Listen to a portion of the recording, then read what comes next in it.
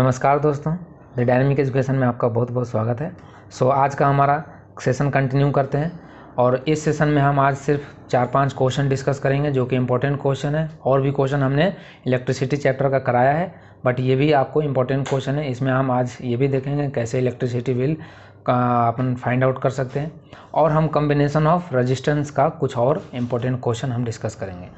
इससे पहले कि कॉन्सेप्ट मैंने इसके सारे बता रखे हैं, तो मैं कॉन्सेप्ट यहाँ पे नहीं बताऊंगा। यदि आपको कॉन्सेप्ट अच्छे से सीखना है तो पहले आप पीछे का वीडियो देखें, तभी इस सेशन को अटेंड करें। और इसके बाद फिर हम आज ये इलेक्ट्रिसिटी का लास्ट वीडियो होगा, इसके बाद हम मैग्नेटिक फील्ड पढ़ेंगे। ओके, चलिए वीडियो को स्टार्ट करते हैं। फर्स्ट क्वेश्चन हमारा ये है कि एक सर्किट है। मैं क्वेश्चन को पूरा नहीं लिखा हूँ क्योंकि क्वेश्चन में बस यही इतना जो काम की चीज़ है ये है कि कैलकुलेट सर्किट आपको दे रखा है, calculate resistance, total resistance and total current flowing through the in circuit. तो इस सर्किट को हमें सॉल्व करना है। अब आपको यहाँ पे सबसे पहली बात तो इसमें आपको पूछा है टोटल रेजिस्टेंस, तो हमें यहाँ पे रीड्रॉ करना होगा। हमने बताया था कि टोटल रेजिस्टेंस निकालने के लिए हमें रीड्रॉ जो कंसेप्ट है उसे अपनाना पड़ता है। बार बार फिगर को रीड्रॉ करते हैं। तो हम ये अब इसको सीरीज में है पैरेलल में है ये बात आती है। तो सीरीज या पैरेलल का हमने कौन से बताया है, बहुत ही अच्छे तरीके से बताया है कि आपके पास दो वे हैं, तरीके हैं कि आप पहचान सकते हो कि ये सीरीज में है या पैरेलल में है। या तो आप करंट को पकड़ लो, या तो आप एंड की बात करो, जो उसके एंड पॉइंट होता है उससे बात करो। यदि आपका कि कोई दो रजिस्टर है, उसका दोनों का जो एंड पॉइंट है दोनों का जुड़ा हुआ है साथ में, तो पैरेलल हुआ सिंपल। और यदि एक का दूसरे का जो एंड है वो उसका फर्स्ट से जुड़ा हुआ है तो वो सीरीज में होगा। तो ठीक है, तो इसको हम सॉल्व करते हैं। तो आप यहाँ से बताइए कि चलो यहाँ ये 12 वोल्ट की बैटरी है, यहाँ से कुछ चार्ज पार्टिकल यहाँ से जाएगा और वो करंट डेवलप करके जाएगा, यहाँ पे आएगा। अब आप इस पॉइंट पे आने के बाद यहाँ तक तो करंट सेम रहेगा क्योंकि ये कंडक्टर है, ये वायर है, तो इसमें तो रेजिस्टेंस ये कम पैदा करता है, कॉपर का वायर या एल्युमिनियम का वायर। तो ये यहाँ तक आया। अब इसके बाद यहाँ पे इसको क्या मिलेगा, रेजिस्टेंस मिलेगा, समथिंग कुछ बल्ब होगा या फैन होगा, जो भी होगा, ठीक है। अब यहाँ आने के बाद क्या करंट ऐसे इसके पास दो रास्ता हो जाता है ना, इसके पास क्या है, दो रास्ते हो गए। मैंने बताया था कि करंट के पास यहाँ पे क्या होता है, दो रास्ता मिल जाता है। अब करंट जो है वो ट्रेवल किस रास्ते से करना चाहती है, कि किस रास्ते से करना चाहती है, जिधर उसको कम रेजिस्टेंस मिलेगा, ठीक है। तो यहाँ पे उसके पास दोनों रास्ता आएगा, दोनों जाएगा, देखेगा किधर किधर किधर रेजिस्टेंस ज़्यादा है उधर वो कम जाएगा, और जिधर ज़्यादा कम रेजिस्टेंस होगा उधर वो ज़्यादा फ्लो कर जाएगा।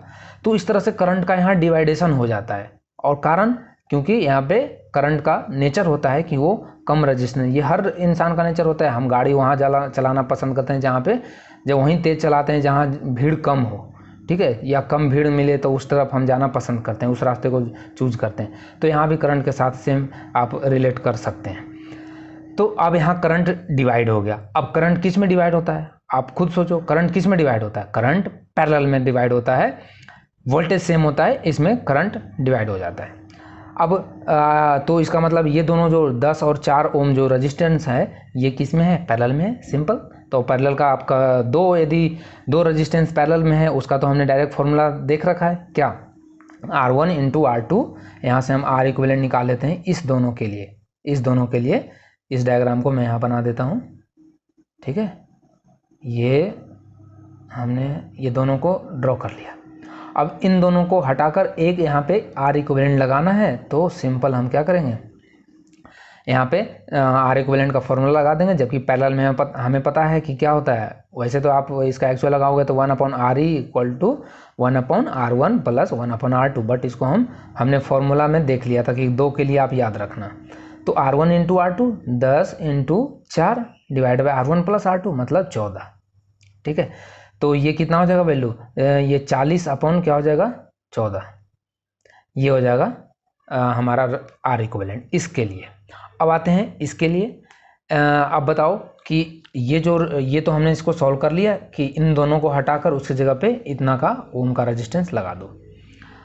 अब इसके बाद हम आएंगे यहाँ पे ये 3 जो रेजिस्टेंस लगा हुआ है इसके पे आते हैं। तो ये भी हम क्या देखते हैं कि ये भी तीनों क्या है, यहाँ जब करंट यहाँ से आएगी तो इसके पास, इस करंट के पास 3 रास्ते मिलेंगे जाने के। एक तो ये रास्ता होगा, एक ये रास्ता होगा और एक ये रास्ता होगा। तो फिर यहाँ फिर हमने देखा कि करंट का क्या होगा, डिवाइडेशन हो गया। अब करंट का डिवाइडेशन मतलब फिर से ये रेजिस्टेंस क्या है, पैरेलल में है। तो पैरेलल में है तो फिर हम सिर्फ अब यहाँ पे 3 रेजिस्टेंस है तो हम वही सेम हमारा जो बेसिक होता है उससे हम निकालेंगे 1/RE equal to 1/30 plus 1/20 plus 1/60। अब यहाँ से थोड़ा सा इसको सिंप्लीफाई कर सकते हो कि देखो 10, 20, 10, 60 सब में 10 कॉमन है तो हम 10 कॉमन ले लो, या चलो डायरेक्ट हम 60 ले लेते हैं, इसका एलसीएम आ जाएगा। और ये 30 दूनी 60 2 आ जाएगा, और ये 3 हो गया और ये 1 हो गया, मतलब ये 5 बटे कितना हो गया 60 आई थिंक, सॉरी 6 3 2 5 1 6 6। तो ये कितने बार में जाएगा, 10 बार में, तो मतलब 1/10। तो यहाँ से आर ई कितना है, आर ई आ गया 10 ओम। आप कैलकुलेशन इसका देख लेना, ठीक है। तो यहाँ पे आर ई आ गया 10, यहाँ से आर ई आया कितना 40/14। तो अब मैं इसको रीड्रॉ कर लेता हूँ, इस सर्किट को रीड्रॉ करते हैं, मतलब इन दोनों को जो है इसके जगह पे 1 लगा दिया, इसके जगह पे भी एक आर इक्विवेलेंट लगा दिया। अब हमारा ये हमने यहाँ पे वोल्टेज, ये हमारा बैटरी हो गया, ये हमारा 12 वोल्ट का बैटरी है। अब इसकी वैल्यू कितनी होगी, इस रेजिस्टेंस की वैल्यू होगी 40/14, और इस रेजिस्टेंस का वैल्यू कितना आ गया अब 10 ओम।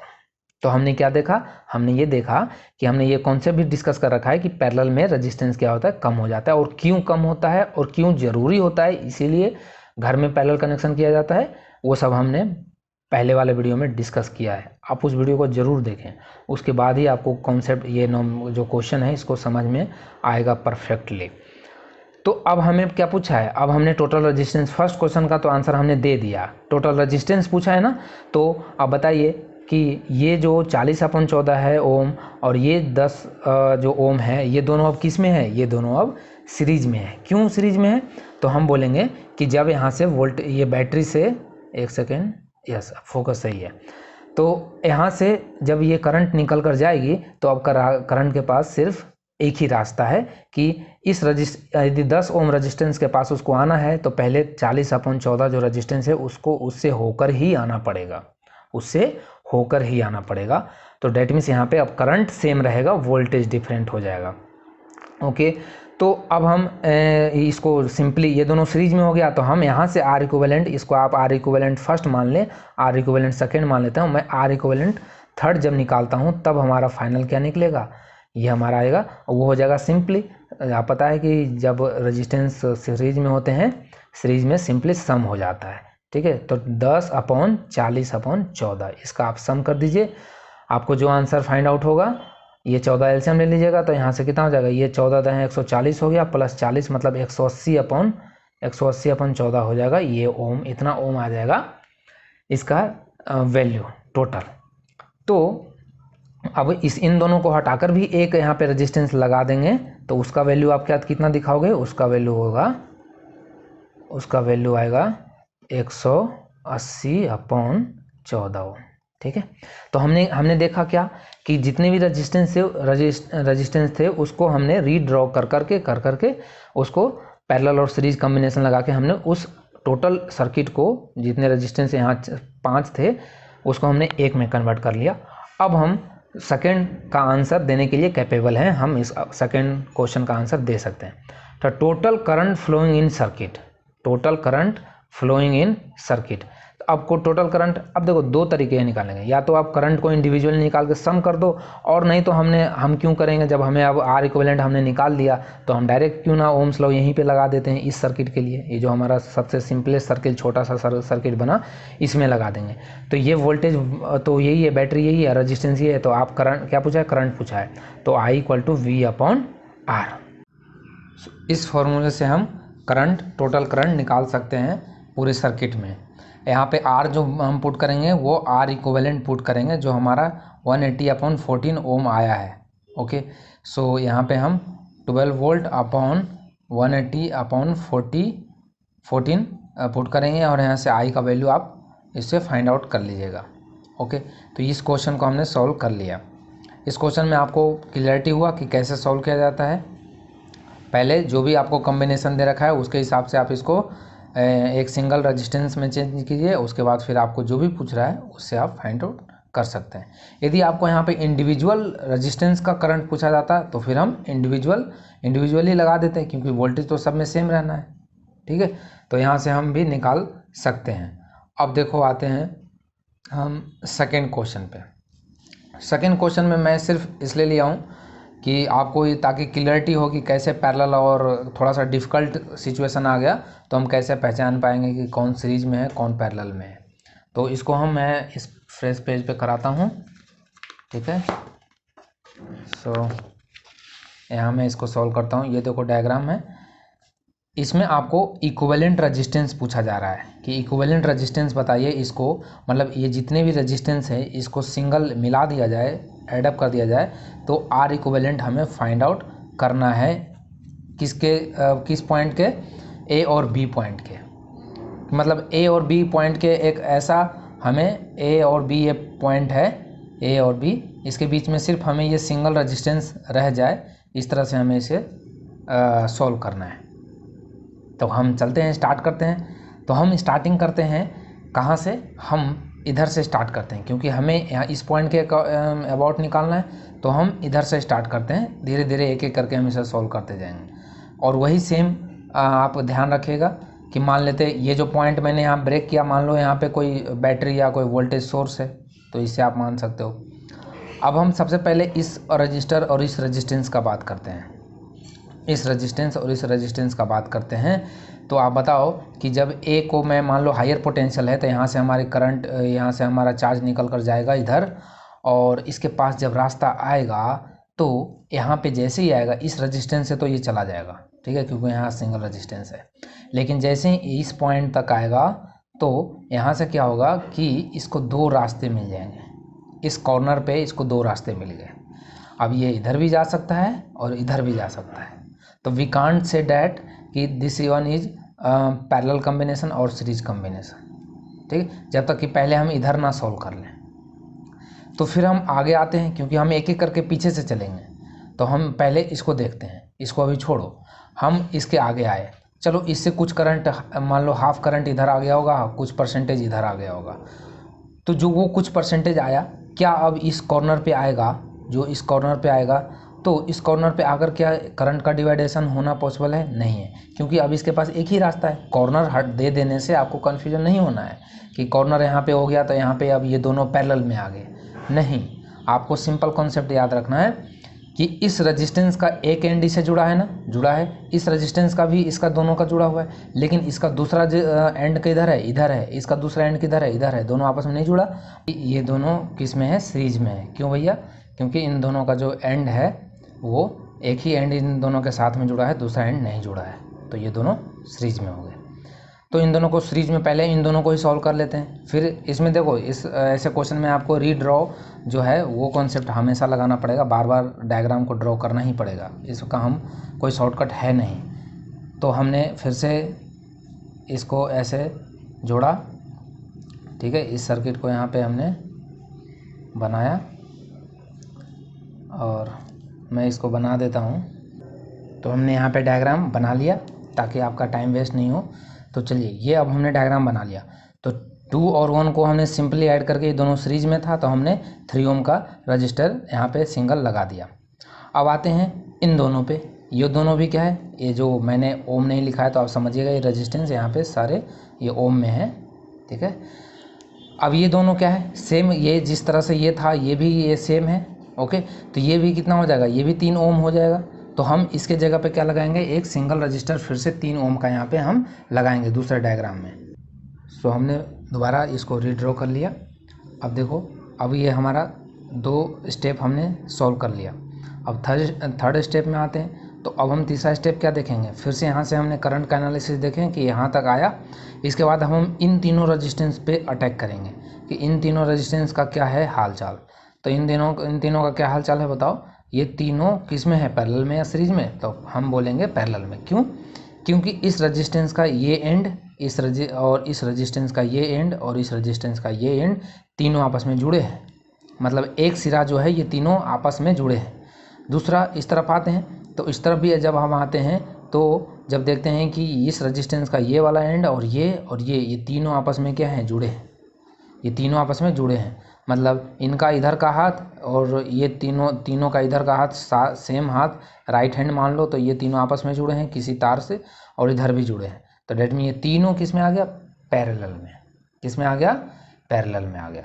तो जब हम इसको सॉल्व करेंगे, तो हम जब सॉल्व करेंगे तो अब पैरेलल को सॉल्व करने जानते हो, 3 को पैरेलल का सॉल्व कैसे करते हैं हम, तो 1/RE इक्वल टू 1/3 प्लस 1 ये तो 1 ही रहेगा, ठीक है, अब प्लस 1/3। अब इसका एलसीएम कितना लोगे, इसका एलसीएम आ जाएगा 3, तो 3 तो 1 प्लस ये सॉरी ये 3 हो जाएगा यहाँ, और ये कितना हो जाएगा 1, तो ये कितना हो गया 5/3, 5/3 हो गया।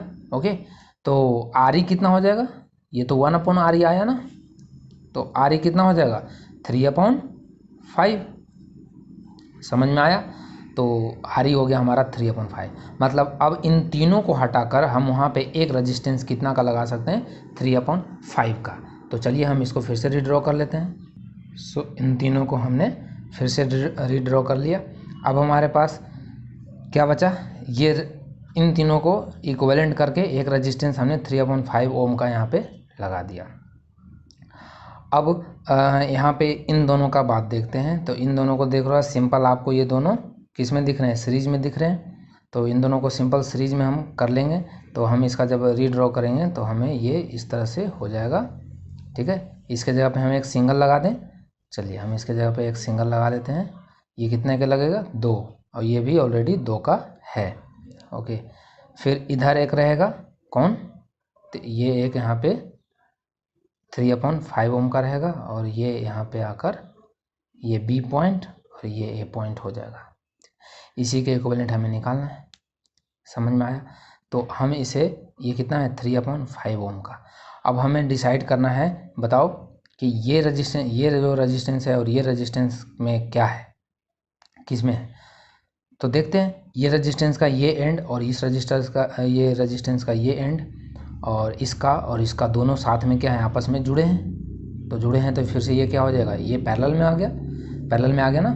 तो हम इसे फिर पैरेलल में चेंज करेंगे। तो पैरेलल में चेंज कर लेते हैं, चलो 1/RE इक्वल टू 1/2, और इसका क्या करेंगे 1/3/5, 1/3/5 कर देंगे। तो इसको जब आप सॉल्यूशन करेंगे तो कितना आएगा, ये लाइक 1/2 प्लस ये कितना हो जाएगा 5/3 हो जाएगा, और ये एलसीएम लेंगे तो ये 6 हो जाएगा, और ये 3 + 10 मतलब 13/6 आ जाएगा, ठीक है। 13/6 ओम आएगा। तो इसका आंसर कितना हो जाएगा, RE, तो RE इसका इन्वर्स हो जाएगा 6/13 ओम। तो मतलब इन दोनों की जगह पे हम क्या लगा सकते हैं, 6/13 ओम का रेजिस्टेंस लगा सकते हैं। तो अब बस लास्ट फाइनल ऑप्शन पे हम आ गए आंसर पे, कि हमने यहाँ पे एक रेजिस्टेंस A है, A पॉइंट इधर है, और इन दोनों को मिलाकर हमने एक बना लिया कितना, 6/13 का। तो 6/13, तो ये यहाँ से देखो यहाँ तक तो ये रेजिस्टेंस है ही A का, इन पूरे को कन्वर्ट कर दो तो 1 बना दो, तो ये यहाँ से आया, और ये इनको हमने यहाँ पे जोड़ दिया, और ये हमने इसको यहाँ पे जोड़ा, तो ये इसका वैल्यू है 6/13, और ये हो गया B पॉइंट। समझ में आया। अब बताओ अब ये रेजिस्टेंस ये कितना था, 2 ओम का था। अब ये रेजिस्टेंस और ये रेजिस्टेंस अब दोनों किस में रहा, सीरीज में, सिंपल, क्योंकि अब चार्ज यहाँ से चलेगा और इस रेजिस्टेंस में आने के लिए इसको इस रेजिस्टेंस से होकर ही आना होगा, तब ये फिर यहाँ से B पे पहुँचेगा। डैट मीन्स यहाँ पे क्या हो गया, करंट क्या हो गया, करंट सेम हो गया। ओके, तो हम यहाँ से बोलेंगे कि ये दोनों सीरीज में हो गया।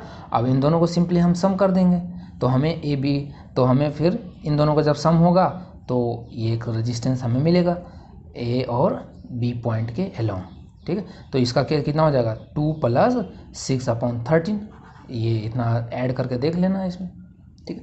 तो हमने यहाँ से क्या सीखा कि हमें जब भी कोई 2 पॉइंट के इक्विवेलेंट रेजिस्टेंस निकालने आ जाए सीरीज कॉम्बिनेशन और पैरेलल कॉम्बिनेशन पे, तो हमें सबसे पहले एक एक रेजिस्टेंस को देखते जाना है और एक एक रेजिस्टेंस को सॉल्व करते जाना है। और तरीका बस एक ही ध्यान रखना है आपको कि किसी 2 सीरीज को आप पकड़ लो, 2 रेजिस्टेंस को पकड़ लो और उसके एंड पॉइंट को आप देखो कि क्या इसका दोनों एंड पॉइंट किसी दूसरे रेजिस्टेंस के दोनों एंड पॉइंट से जुड़ा है वो किसी से भी जुड़ा हो, वो सिंपली वायर से जुड़ा हो या रजिस्टेंस से जुड़ा हो, ठीक है। यदि है तो फिर पैरेलल में है, और नहीं एक ही एंड यदि जुड़ा हुआ है तो मतलब वहाँ पे सीरीज होगा। बस इसी से आपका क्वेश्चन सॉल्व हो जाएगा। तो आई थिंक मैंने इसको क्लियर कर पाया आपको। अब चलिए हम नेक्स्ट क्वेश्चन की तरफ बढ़ते हैं। ओके, सो नेक्स्ट क्वेश्चन हमारा यह है कि इन सर्किट डायग्राम, मैंने यहाँ क्वेश्चन नहीं लिखा है, मैं क्वेश्चन पढ़ के आपको बताता हूँ कि क्या इसमें पूछ रहा है। In circuit diagram where A B C are 3 identical light bulb of constant resistance, मतलब इस जो 3 बल्ब है यहाँ पे देख रहे हैं ए बी सी, इन तीनों का कांस्टेंट रेजिस्टेंस है, मतलब इसकी जो रेसिस्टिविटी है वो तीनों की मटेरियल, तीनों जो है सेम मटेरियल से बना हुआ है। ओके, कहने का मतलब, और पावर भी सेम है, तभी रेजिस्टेंस सेम है। तो अब इसका मतलब यहाँ से हमें पूछा क्या गया है, फर्स्ट क्वेश्चन ये पूछा गया है कि list the bulb in order of increasing brightness, list of order of. Okay, तो फर्स्ट क्वेश्चन यही था कि list the bulb in order of increasing brightness, मतलब आप इसको लिस्ट कीजिए, बताइए कि इसमें से इंक्रीजिंग ऑर्डर में सबसे ज़्यादा ब्राइटनेस कौन देगा, ठीक है, जबकि रेजिस्टेंस सेम है। तो बताइए, इस सर्किट को देख के बताना है। तो मतलब ये क्वेश्चन थोड़ा सा थ्योरेटिकल है, सोचना पड़ेगा। तो सोचना क्या है इसमें, मैंने अब क्या बता रखा है, अब बताओ इसमें सबसे ज़्यादा ब्राइटनेस कौन करेगा, सबसे ज़्यादा ब्राइटनेस करेगा सी। ए और बी क्या होगा, ए और बी सेम होगा, ए और बी क्या होगा, सेम होगा। क्यों सेम होगा, क्योंकि अब बताओ क्यों सेम होगा, सोचो, यहाँ से जब यहाँ से चार्ज पार्टिकल जाएगा तो यहाँ से इधर जाएगा, ठीक है, इधर जाएगा। हमने बताया है कि इसको करंट उसी तरफ फ्लो करना चाहता है जिस तरफ उसको रेजिस्टेंस कम मिलता है, अभी हमने बताया था स्टार्टिंग में। तो इस तरफ देखेगा कि इस तरफ इसको 2 रेजिस्टेंस मिल रहा है, 2 बल्ब मिल रहा है, और जैसे ही इस तरह आएगा तो इधर इधर क्या होगा, इसको एक रेजिस्टेंस, मतलब इधर रेजिस्टेंस कम मिलेगा। रेजिस्टेंस कम होगा तो करंट का जो डेवलपमेंट है वो ज़्यादा होगा, मतलब करंट की क्वांटिटी ज़्यादा होगा, और करंट की क्वांटिटी ज़्यादा होगा तो आपका बल्ब जो है वो ज़्यादा ग्लो करेगा, ठीक है। सेम रेजिस्टेंस पे ही हमने पढ़ाया है, हमने हीट का फॉर्मूला पढ़ा था ना, हीट का फॉर्मूला क्या पढ़ा था हम बताइए, आई स्क्वायर इंटू आर टी। तो हम जानते हैं कि करंट के स्पीड पे हीट डिपेंड करता है, जबकि आप रेजिस्टेंस सेम ही रखो लेकिन आप करंट यदि चेंज करते हो तो भी आप वो हीट ज़्यादा जनरेट होगा। और बल्ब में यही होता है, बल्ब ग्लो कैसा करता है, वहाँ पे पार्टिकल जाके वाइब्रेट करते हैं और उसको क्या कर देते हैं, वहाँ से गर्म कर देते हैं, वो हीट में जनरेट करता है और वही हीट फाइनली ग्लो करता है और वो लाइट के फॉर्म में होता है। तो मैक्सिमम वहाँ हीट ही जनरेट होता है। सो हमने देखा क्या कि करंट ज़्यादा तो मतलब बल्ब ज़्यादा ग्लो करेगा। तो सिंपल है, करंट किधर ज़्यादा जाएगा, सी में जाएगा, तो सी ज़्यादा इंक्रीजिंग ऑर्डर में होगा, सी ज़्यादा ग्लो करेगा, ब्राइटनेस ज़्यादा होगा।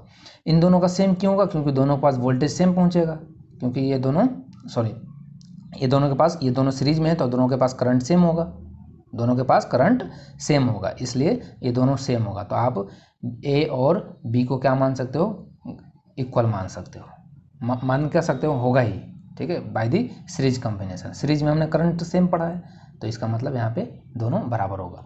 चलो अब नेक्स्ट क्वेश्चन देख लेते हैं।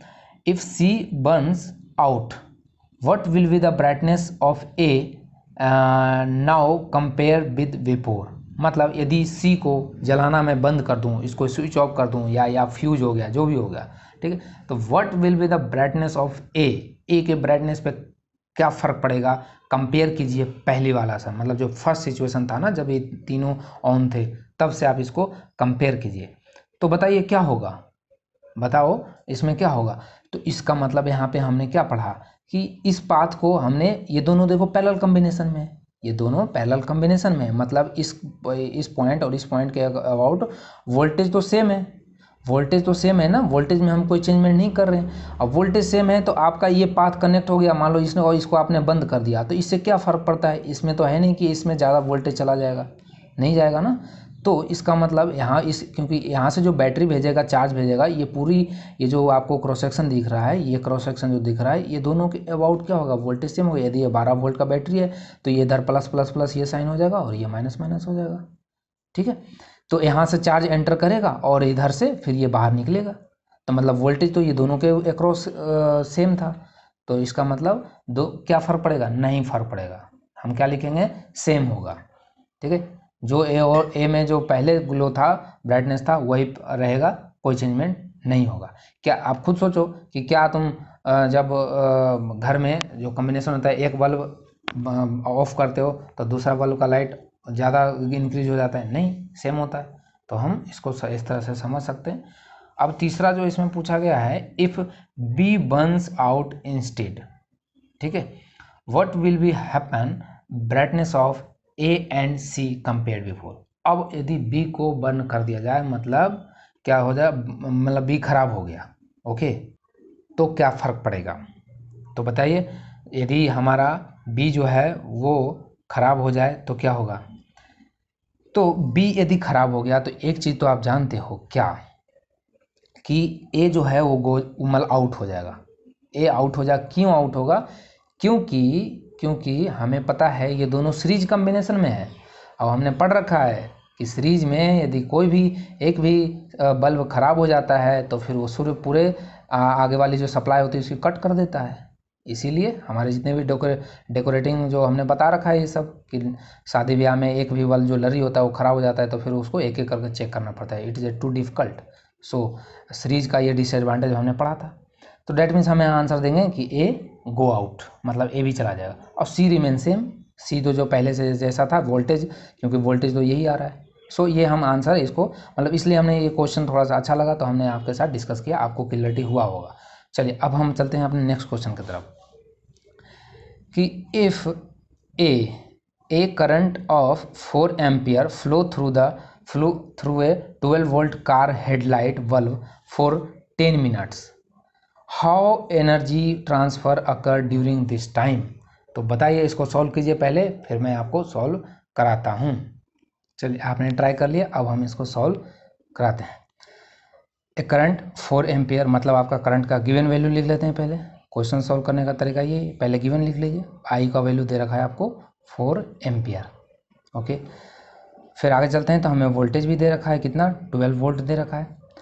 And A car light bulb 10 minutes के लिए, टाइमिंग आपको दे रखा है, टी दे रखा है, 10 मिनट्स के लिए उसको ऑन रखा जाता है। How energy transfer occur during this time, मतलब इस दरमियान 10 मिनट में कितना एनर्जी ट्रांसफ़र किया गया। तो एनर्जी का फॉर्मूला क्या होता है, मैंने पढ़ा रखा है ना। एनर्जी का फॉर्मूला होता है power into time, power into time, ठीक है। तो पावर इनटू टाइम, अब हमें पावर निकालना है पहले। तो पावर, टाइम तो हमें दे रखा है, लेकिन पावर का फॉर्मूला हम जानते हैं, पावर से पावर और वोल्टेज में रिलेशन होता है, V इंटू आई होता है। तो V भी दे रखा है, I भी दे रखा है, तो हम इसको सिंपली मल्टीपल कर दें तो ये हो जाएगा 12 चौक 48, ठीक है। 40 पावर का यूनिट क्या होता है, वाट, ठीक है।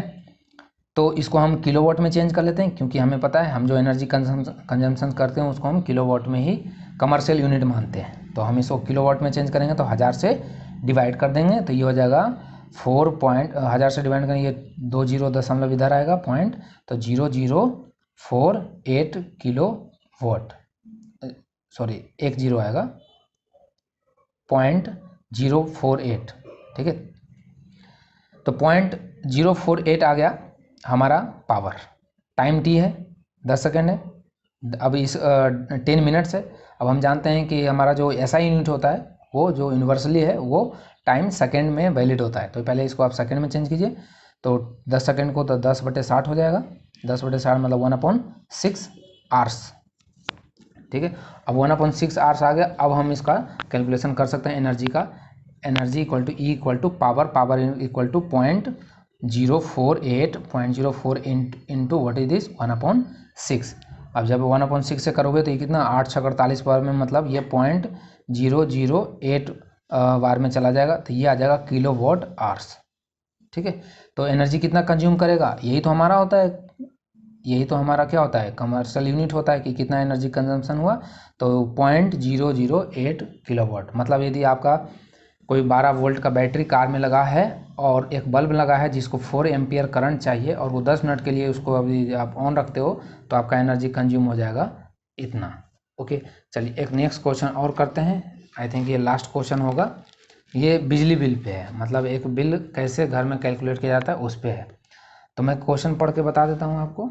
यहाँ पे क्वेश्चन है, a bulb is rated at 220 and अब देखो रेटेड करंट हमने पढ़ा है कि जब भी आप बल्ब लेते हो तो उस पर क्या लिखा रहता है, दो चीज़ लिखा रहता है। एक तो रेटेड आपको वोल्टेज लिखा रहता है और रेटेड उस पर पावर लिखा रहता है। जब भी आप बल्ब लेते हो तो आप पहले पूछते हो कितना वाट का है, 60 वाट का है, 100 वाट का है, तो दो चीज़ उसमें मेंशन होता है। बाकी हम बाकी निकाल सकते हैं, उसका रेजिस्टेंस भी निकाल सकते हैं, हमने निकाल के बताया भी था पिछले क्लास में। तो चलिए हम इसको सॉल्व कर लेते हैं। तो ये बल्ब है जो कि 220 वोल्ट 200 वोल्ट दिया है इसमें और 100 वाट का है। व्हाट इज इट्स रेजिस्टेंस, पहली बात तो इसने यही पूछ लिया कि व्हाट इज इट्स रेजिस्टेंस। चलो वही सेम क्वेश्चन हो गया एक तरह से। 5 आवर्स 5 सच बल्ब, अच्छा सॉरी 5 आवर्स नहीं, 5 सच बल्ब 1 for 4 आवर्स, मतलब आप 5 बल्ब जलाते हो 4 घंटे के लिए। What is electrical energy consumed and calculate the cost if rate is 4.60 per unit। तो इस टाइप के क्वेश्चन बोर्ड एग्जाम में आते भी हैं और कि बिजली बिल कैलकुलेट किया जाता है कि आप बताइए इस तरह इतना आपका एप्लीकेंस है, इतना आप कंज्यूम करते हो, कितना कंज्यूम करते हो, ये रेट है। तो इस तरह से आता है और ये आता है तो 2-3 नंबर सिंगल क्वेश्चन में नहीं आता, ये 5 नंबर का क्वेश्चन है। तो इसको आपको ढंग से समझना है। तो सबसे पहले हमें पूछा है क्या, रेजिस्टेंस, और आपको दे क्या रखा है, दे रखा है पावर। तो पावर और रेजिस्टेंस का आप फॉर्मूला याद कीजिए, मैंने बताया था पावर इक्वल टू होता है V square upon R, V square upon R. अब V स्क्वायर अपॉन आर होता है तो पावर दे रखा है, वोल्टेज दे रखा है, तो यहाँ से आर का वैल्यू कितना हो जाएगा, आर को हम ऐसे देख सकते हैं V स्क्वायर अपॉन पावर। तो V स्क्वायर मतलब 200 इंटू 200 अपॉन में पावर 100, तो 0 से 0 कैंसिल हो गया, 2 0 से, तो ये हो जाएगा 400 ओम। ठीक है, 400 ओम आ गया इसका क्या, रेजिस्टेंस। अब हमें बी क्या कैलकुलेशन करना है, कैलकुलेशन करना है कितना एनर्जी कंज्यूम करेगा। तो एनर्जी का फॉर्मूला आप सिंपल जानते हो, पावर इनटू टाइम। अब पावर कितना आपने निकाला, पावर तो आपको दे ही रखा है पावर, लेकिन आपको एक बल्ब का दिया है, लेकिन 5 बल्ब का निकालना है, तो सिंपली एक का निकालते हैं, फिर 5 से मल्टीपल कर देंगे, नो प्रॉब्लम। तो 100 वाट का है इनटू, पहले तो इसको वाट को किलो वाट में कर लो, तो 1000 से डिवाइड कर लो पहले, ओके, और इनटू टाइम कितना 4 घंटे ऑन रखता है, और कितना बल्ब, तब 5 बल्ब, तब 5 से मल्टीपल कर दिया, ओके। तो ये 2 0 से तो ये कैंसिल हो जाएगा, और ये 5 से 2 बार में गया, और ये 2 से 2 बार में गया, ठीक है, 2 दूनी 4, तो मतलब कुल मिलाकर कितना आ गया 2 किलो वाट आवर्स। कितना आ गया, एनर्जी आपका कितना आ गया 2 किलो वाट्स। और हमने पिछले क्लास में डिस्कस किया है कि 1 किलो वाट का मतलब क्या होता है, 1 यूनिट। 1 किलो वाट मतलब 1 यूनिट, मतलब यदि आपने कोई 1000 वाट का कोई चीज़ है उसको 1 घंटा ऑन रख लिया, तो इसका मतलब आपका घर में रीडिंग में 1 यूनिट शो करेगा। तो मतलब यहाँ पे यूनिट के संदर्भ में बात करें तो कितना करेंगे, हमने 2 किलो वाट का मतलब 2 यूनिट हमने बिजली बिल कंज्यूम कर दिया, क्योंकि फाइनली वो यूनिट में ही आता है पैसा। तो 1 यूनिट का रुपया कितना दे रखा है 4.6, तो 1 का इतना, तो 2 का कितना हो जाएगा, 2 के लिए सिंपल मल्टीपल 2 इंटू 4.60। अब इसको जब मल्टीपल कर देंगे तो ये 4 दूनी 8, कितना हो जाएगा बताइए, और 12, तो मतलब ये होगा 9.20 रुपीज़ बिल आएगा। समझ में आया, बहुत कम है, ठीक है। तो यदि आपने ये सीखा कि 100 वाट का कोई बल्ब है और यदि उसको आपने 4 घंटे तक ऑन रखा, 5 बल्ब है, तो 4 घंटे में कितना बिल आएगा, ये आएगा किसका 9.20 रुपीज़। ये एक दिन का है, ये मत समझिए पूरे मंथ का है। पूरे मंथ के लिए फिर आपको 30 से इसमें मल्टीपल भी तो करोगे भाई, 4 घंटा एक दिन का ही तो दिया है, एक दिन में ही तो जलता है ना बल्ब, तो ये एक दिन का है। यदि आपको क्वेश्चन में आ गया कि पूरी मंथ का कैलकुलेशन कीजिए तो 30 से मल्टीपल कर देना। और यदि आपको ये भी ध्यान रखना है, ये नहीं कि भाई 30 से ही रट लेना है, ध्यान रखना है कि किस मंथ का पूछा है। भाई जुलाई मंथ का पूछ लिया तो उसमें 31 हो जाता है, तो ये सब ध्यान रखना है, ये नहीं कि बस रट लिया 30 से मल्टीपल करना है।